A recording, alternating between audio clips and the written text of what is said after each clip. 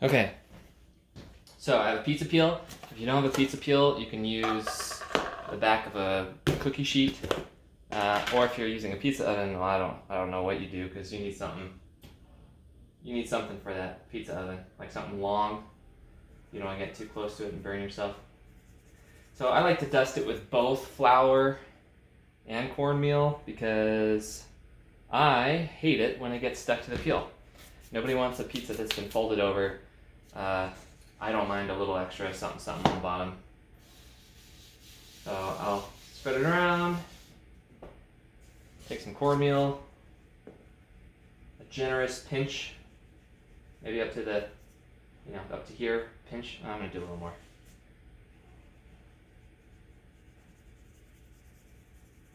I want the record to show that I am in a hurry right now, so this isn't the best work that I've ever done. Alright, so I got a pile of flour here. I'm probably going to use all of that and maybe even a little more, and so I'll try to have some off here to the side.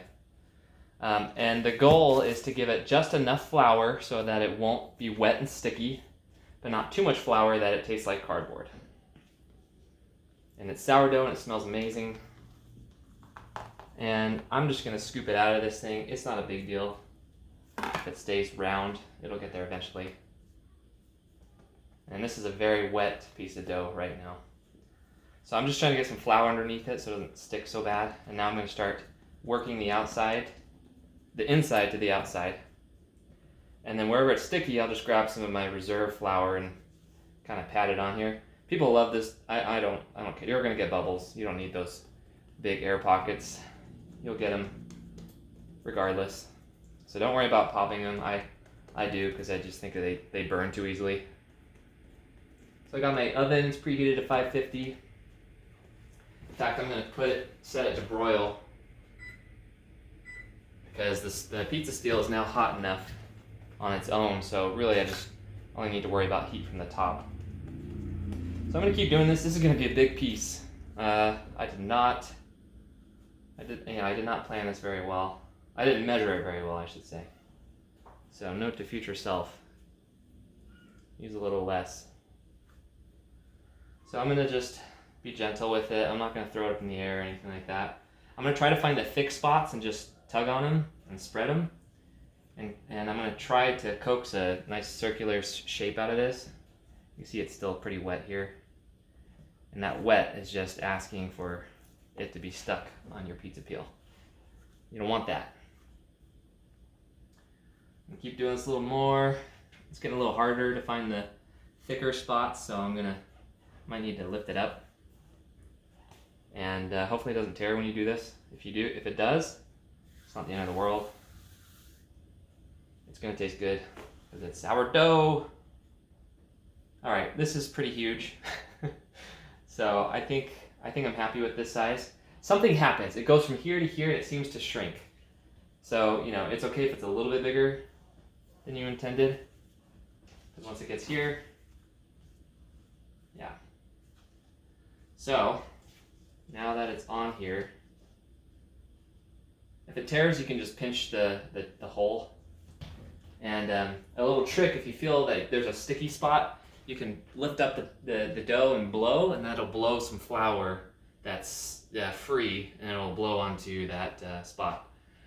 Okay, so from there, I'm gonna grab, this one's gonna be a lemon pizza, so I'm gonna throw the cheese on first. I don't, depending on the pizza. This has been in the freezer for almost an hour. I like to freeze the cheese because it cooks way quicker than everything else. And if it starts to cook too much, it'll start to separate and gets all greasy.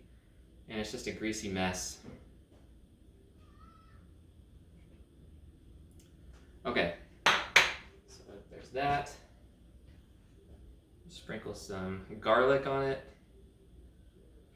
This lemon pizza is a little bit cheesier. I like it cheesier because that lemon is very sour and the fat kind of helps mellow it out.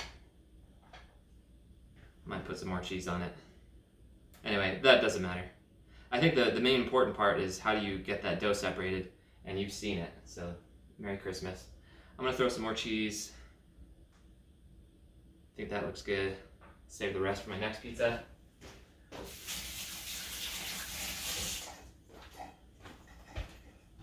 And then Parmesan, I think we have it. We do.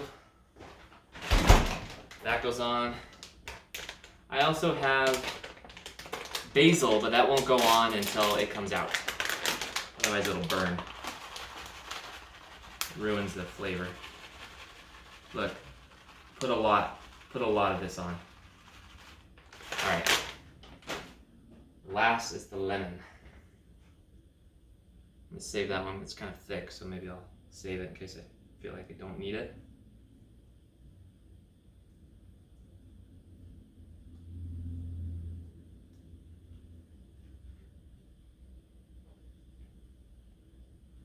I think that's good. I'll just cut off the thick part and I'll just add a half of a lemon here. Oh, I did forget. This has an oil base. So I'm just gonna throw a little oil on it. Okay, so before I put it in, I'm gonna give it a little shake, and it looked like it was moving really well. So pizza can smell fear, so just go for it. Ready?